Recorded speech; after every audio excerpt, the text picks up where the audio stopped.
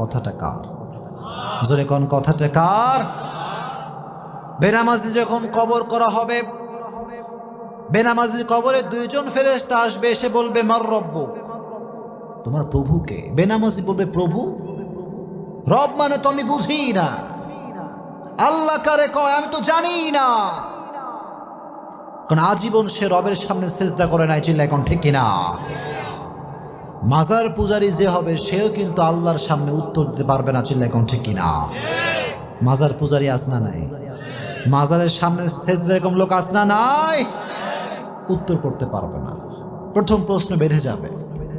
দ্বিতীয় প্রশ্ন মান নাবিয়ুকা, হু ইজ ইউর প্রফেট, তোমার নবীর নাম কি? সে উত্তর করতে পারবে না। তৃতীয় প্রশ্ন ওমা দীনুক, তোমার ধর্মের নাম কি? সে উত্তর করতে পারবে না। আল্লাহ বলবেন ওর কবরটাকে আগুন দিয়ে জ্বালিয়ে দাও,